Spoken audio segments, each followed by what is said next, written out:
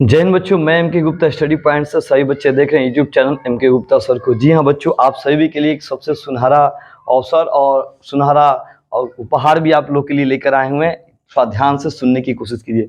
देखिए, YouTube channel M के Gupta sir, ये जो यूट्यूब चैनल है आप सभी बच्चों के लिए जो 2024 और 25 से मैट्रिक का बोर्ड एग्जाम देने वाले बच्चे हैं, 10th और इंटर के लिए एक सबसे बड़ा ऑफर और धमाका। ध्यान से सुनने की कोशिश कीजिए और अपने दोस्तों के बीच जरूर शेयर कीजिए।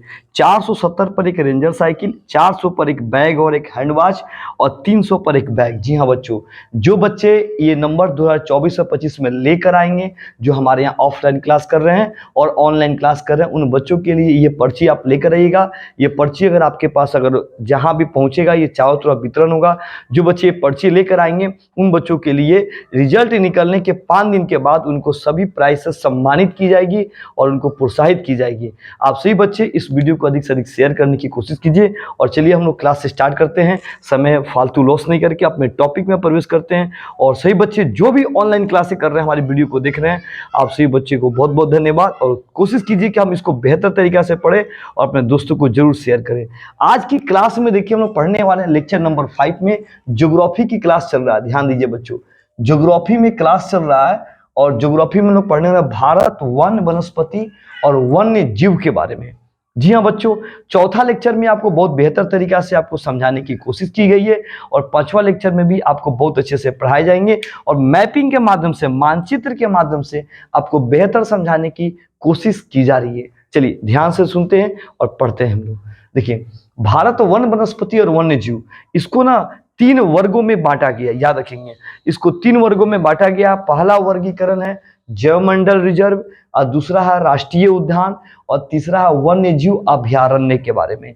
आज हम लोग क्लास करेंगे जैवमंडल रिजर्व की क्लास और राष्ट्रीय उद्यान की क्लास। इसको ध्यान से सुनिए और कॉपी कलम लेके जरूर लिखकर प्रैक्टिस कीजिए और फेयर में इसको डालने की कोशिश कीजिए। ठीक है, इससे 2 नंबर के क्वेश्चन इससे भी बनते हैं और एग्जाम में पूछे जाते हैं। एक बात एकदम बेहतर तरीका से याद रखिए। और एक बात और कि जो बच्चे 10th से जूनियर है, 6, 7, 8, 9, वो भी बच्चे ज्योग्राफी की क्लास में, उनके में भी पढ़ाई करना, उनको थोड़ा सा कम पढ़ना है, लेकिन पढ़ना है। आप वो भी बच्चे इसको नोट करेंगे, जूनियर वाले बच्चे भी और सीनियर वाले बच्चे भी। और जो कंपटीशन की भी तैयारी करते हैं, उनके लिए तो और बेहतर है टॉपिक, उनके लिए तो बहुत इंपॉर्टेंट टॉपिक दी जा रही है उनके लिए। चलिए, जैवमंडल रिजर्व में क्या आता है सुनिए। भारत में सबसे प्रथम जैवमंडल रिजर्व नीलगिरी को बनाया गया था।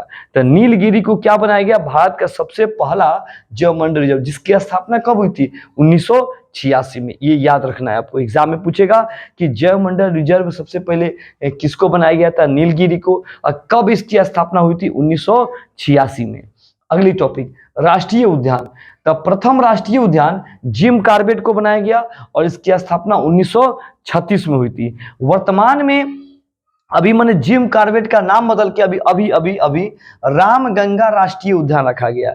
याद रखिएगा, रामगंगा राष्ट्रीय उद्यान किसको की लिखा गया है? तो जिम कॉर्बेट को। जिम कॉर्बेट का नाम बदल के रामगंगा राष्ट्रीय उद्यान रखा गया, जिसकी स्थापना कब हुई थी? 1936 ईस्वी में हुई थी। तो हमने ये टॉपिक देखा। अब हम देखेंगे भारत के राष्ट्रीय उद्यान के बारे में। राष्ट्रीय उद्यान कहाँ कहाँ पे कौन से राष्ट्रीय उद्यान है? तो ये जो हम लोग अभी पढ़ने वाले हैं, ये राष्ट्रीय उद्यान के बारे में पढ़ रहे हैं। ठीक है, भारत के राष्ट्रीय उद्यान। ये भारत का मानचित्र है। ये परफेक्टली उतनी सही मानचित्र नहीं है, फिलहाल आपके नॉलेज के लिए ही काफी है ये चीज, थोड़ा ध्यान दीजिए। देखिए, यहाँ जो केरल है, तो केरल में 2 राष्ट्रीय उद्यान है, एक पेरियार है और दूसरा शांत घाटी है। सुनिएगा, अगर आपको ये वीडियो छोटा दिखाई देगा या वर्ड ना दिखाई दे, इसको आप बड़ा करके, जूम करके भी आप उसको बेहतर तरीका से देखने की कोशिश कीजिएगा। याद रखिएगा, तो केरल में दो राष्ट्रीय उद्यान है, पेरियार और शांत घाटी है। चलिए आगे बढ़ते हैं। आंध्र प्रदेश में एक है राष्ट्रीय उद्यान श्रीशैलम, जिसको नागा अर्जुन भी कहा जाता है। याद रखिएगा। फिर कर्नाटक में 2 है, नागरहोल और बांदीपुर। नागरहोल और बांदीपुर, याद रखिएगा। आगे बढ़ते हैं। महाराष्ट्र में क्या है? बोर राष्ट्रीय उद्यान है। याद रखिएगा, बोर राष्ट्रीय उद्यान है। उड़ीसा सिमलीपाल और भीतरकानिया। उड़ीसा में क्या है? सिमलीपाल और भीतरकानिया कहानियां हैं। चलिए आगे बढ़ते हैं। गुजरात में देखिए गिरी, नल सरोवर और नारायण, नारायण लिखा हुआ है, गिरी, नल सरोवर और नारायण होता है। वीडियो को रोक रोक के समझने की कोशिश कीजिएगा आप लोग, ठीक है। राजस्थान, राजस्थान में है खरिस्का, बोलेंगे इसको खरिस्का, घाना और रंथभोर, रंथभोर लिखे हुए याद रखिएगा। जम्मू कश्मीर में क्या है, दाची, देखिए दाची ग्राम, जम्मू कश्मीर में कौन सा है, दाची ग्राम, याद रखिएगा। लद्दाख में क्या है, होशिम हाई, लद्दाख में होशिम। और उत्तराखंड में क्या है, रामगंगा, राजाजी और फूलों की घाटी, फूलों की घाटी, याद रखना है आपको।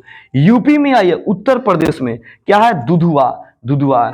आइए मध्य प्रदेश में पन्ना और कान्हा और कुनु, कुनु, 3 प्रकार के, याद रखिएगा।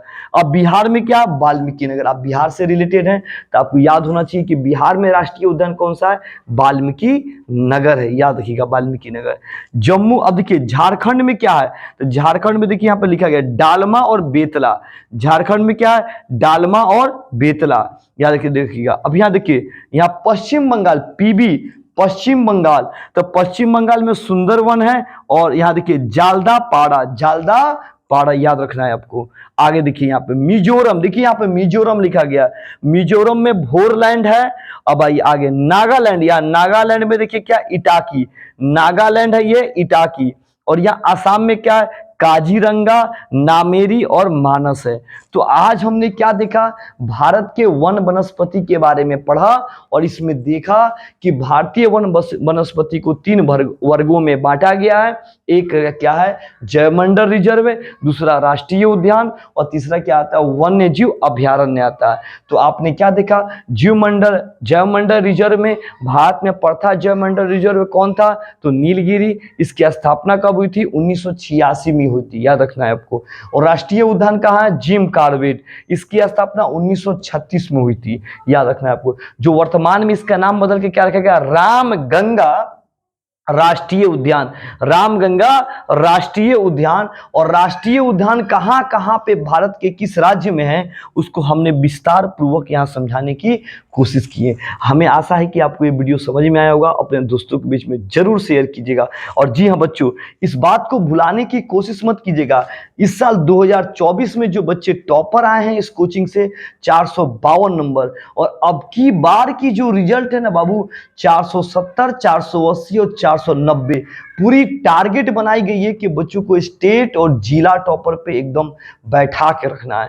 इसके लिए एक बच्चों को एक छोटा सा एक राशि के तौर पे चाहिए उपहार, एक गिफ्ट के तौर पे समझिए, बच्चों को दी जा रही कि बच्चे अधिक से अधिक मेहनत करेंगे और खूब मन लगा के पढ़ेंगे और तैयारी अच्छे से करेंगे।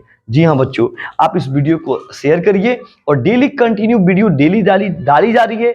आप इस वीडियो को देखिए और अपने कॉपी कलम लेकर नोटबुक में लिखने की कोशिश कीजिए। सही बच्चों को जय हिंद। और सही बच्चे जो वीडियो को देख रहे हैं उन सही बच्चों को बहुत बहुत धन्यवाद। लाइक जरूर कीजिए, और कुछ बच्चे लाइक नहीं करते हैं और उसमें लिखते नहीं कमेंट में जय हिंद सर। देखिए जय हिंद सर लिखने में कोई आपको दिक्कत नहीं है, आप इस देश के निवासी हैं, भारत के रहने वाले बच्चे हैं और भारत के सपूत हैं, तो आप जय हिंद सर जरूर कमेंट में कीजिए, जय हिंद सर, जय हिंद सर।